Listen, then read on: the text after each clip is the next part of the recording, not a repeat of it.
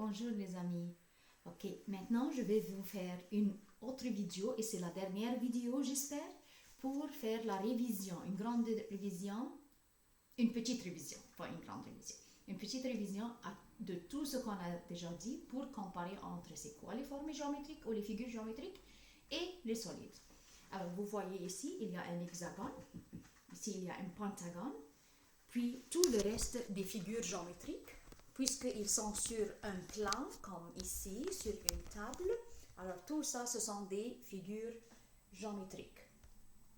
OK? Figures géométriques. Mais les solides sont les solides qui ont des hauteurs, qui occupent d'espace dans l'espace. Qui occupent un volume dans l'espace, comme la sphère, la balle, qui représente une sphère, puis le cône, puis les cylindres, puis les pyramides, puis les prismes. Maintenant, ce que je vais vous expliquer maintenant, où j'ai construit devant vous, c'est ça. Regardez. Vous voyez cet hexagone. C'est clair devant vous que c'est un hexagone parce qu'il y a 1, 2, 3, 4, 5, 6 sommets, puis 6 côtés. 1, 2, 3, 4, 5, 6 côtés, les cure-dents. Puis maintenant, je vais considérer que cet hexagone, l'hexagone ici, c'est une forme géométrique. Moi, je vais construire un solide sur cette base, sur cette forme. Alors, je considère que ça, l'hexagone ici, c'est une base d'une pyramide ou c'est une base d'un prisme. Ça va? Alors ça, c'est un hexagone, c'est une forme géométrique. Mais moi, je vais faire une hauteur pour construire un solide. OK? Puis, on a dit que pour un hexagone ou pour une forme géométrique, les cure-dents s'appellent des côtés. Et les pâtes à modeler s'appellent des sommets. Pour les sommets, il reste des sommets. Pour le solide, si je construis un solide, le sommet reste avec le même nom, sommet, mais le côté il va se nommer avec un autre mot, et c'est le mot arête. On doit apprendre ce vocabulaire, les amis. Ça, c'est un côté pour une forme géométrique. Mais pour un solide, quand je construis un solide, je nomme les cure-dents avec ce mot, arrête, avec un seul R. Ok, je vais vous montrer comment. Ok, jusqu'à maintenant, j'ai 1, 2, 3, 4, 5, 6 côtés pour l'hexagone. Maintenant, j'ajoute des côtés, ou on dit maintenant des arêtes. Ok, si je mets une arête ici, deuxième ici, troisième, dans chaque sommet, j'ajoute une hauteur. Comme ça. Comme ça. Alors, puisque j'ai 6 sommets dans la base, dans l'hexagone, alors j'ai ajouté 6 autres cure-dents. OK? Puis, si je prends un autre sommet, pâte à modeler, OK? Si je prends tous les 6 que j'ai ajoutés, 1, 2, 3, 4, 5, 6, comme ça, si j'ajoute tous les 6 ensemble avec un seul sommet en haut, comme ça,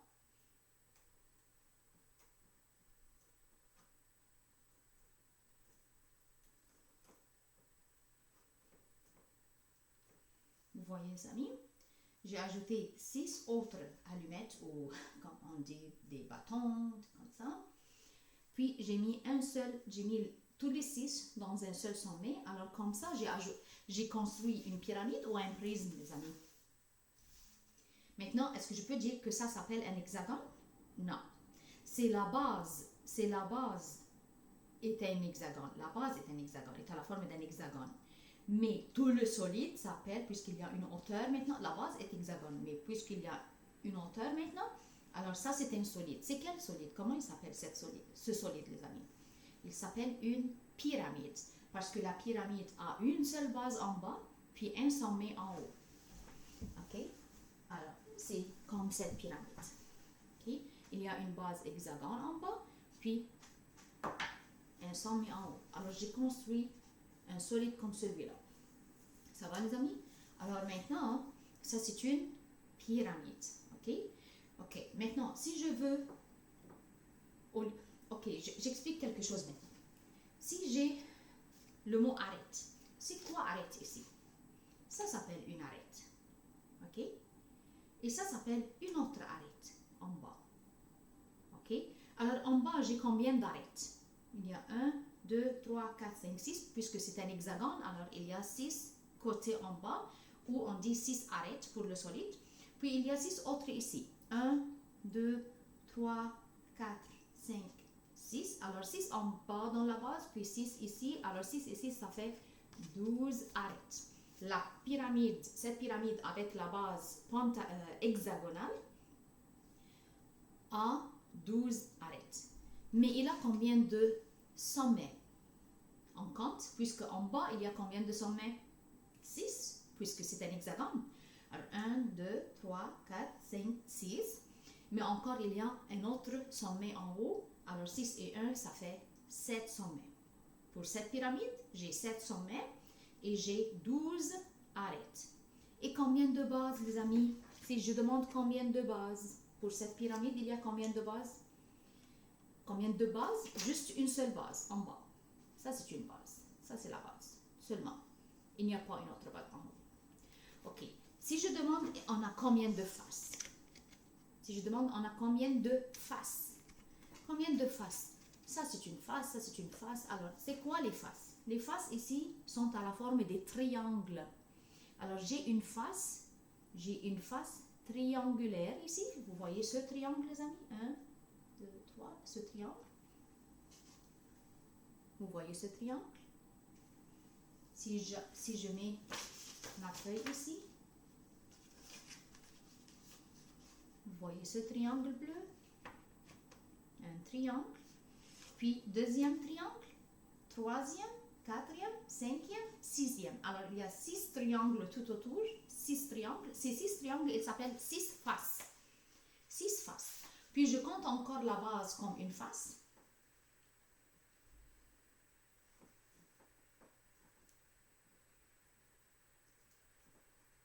Ok. Alors, j'ai 6 faces tout autour et une face en bas qui est la base, qui représente la base. Alors, il y a 7 faces. Alors, pour cette pyramide qu'on a construite, on a 7 faces. Et on a 7 faces, puis 7 sommets. 7 sommets, 6 en bas et 1 en haut. Alors, 7 sommets. Puis, une seule base pour une pyramide. Puis, combien d'arêtes? On compte les cure-dents. Il y a 6 ici et 6 en bas, alors 12 arêtes. Alors, ça, c'est pour une pyramide, les amis. Pour la pyramide. Ok, si je veux construire un prisme, pas une pyramide cette fois-ci. La différence entre la pyramide et le prisme, c'est là, comme j'ajoute les mêmes choses, les mêmes cure-dents, même base hexagone et les mêmes cure-dents que j'ai ajoutés ici. Mais au lieu de mettre un seul sommet pour une pyramide, je vais faire une autre base pour un prisme. Je mets un sommet dans chacune de ces cure-dents.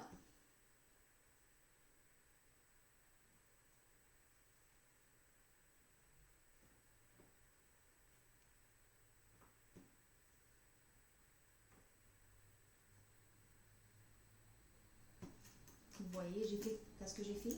Puis maintenant, je mets les cure-dents qui viennent entre.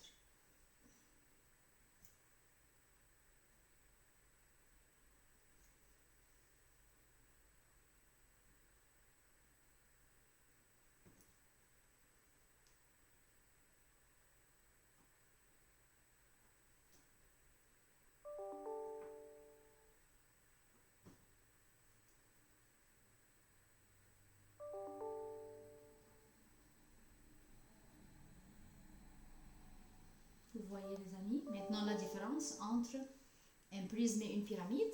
Maintenant, ça c'est un prisme. Le prisme a 2 bases, une base en bas et une autre base en haut, pas juste un sommet. Une base et une autre base. Ok? Alors, vite, on va dire combien d'arêtes, combien de bases. Pour combien de bases? On a dit combien de bases? Combien de bases pour ce prisme? Une base en bas, une base en haut. Alors, 2 bases. Ok? Pour combien de sommets?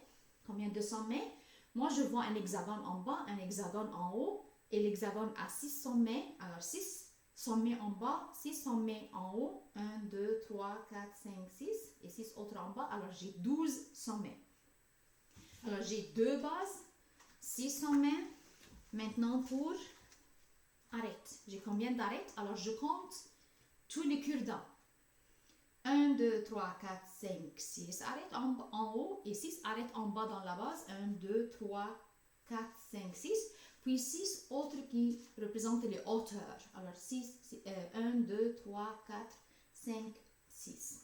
Alors j'ai 6, 6 et 6. Alors j'ai 18 arêtes. Et pour les faces. Maintenant, les faces. Les faces, j'ai 2 bases que je dois compter comme faces. Et j'ajoute encore le nombre des faces que je vois tout autour. Ce sont des faces rectangulaires. Cette fois-ci, ils sont des rectangles, pas des triangles comme dans le cas d'une pyramide. Alors, vous voyez la face rectangle ici, les amis? Vous voyez la face rectangle? Ok, c'est-à-dire. Alors, j'ai un rectangle ici, 1, deuxième, troisième, quatrième, cinquième, 6. Alors, 6 faces rectangulaires ici, 6 faces rectangles. Puis 7 et 8, les 2 bases. Alors 6 et 2, ça fait 8. Alors j'ai 8 faces en tout. 8 faces en tout. 8 faces en tout. 12 sommets. 2 bases. Et combien arêtes on a dit? 6 et 6 et 6, ça fait 18 arêtes. Alors c'est tout les amis pour apprendre ce vocabulaire. Le vocabulaire, ça est très important. Une arête, un sommet, une face, ou on dit la face et la base. Ça va les amis, on doit apprendre ce vocabulaire mathématique ou géométrique et on doit comprendre qu'est-ce que ça signifie chaque vocabulaire. Merci les amis et au revoir.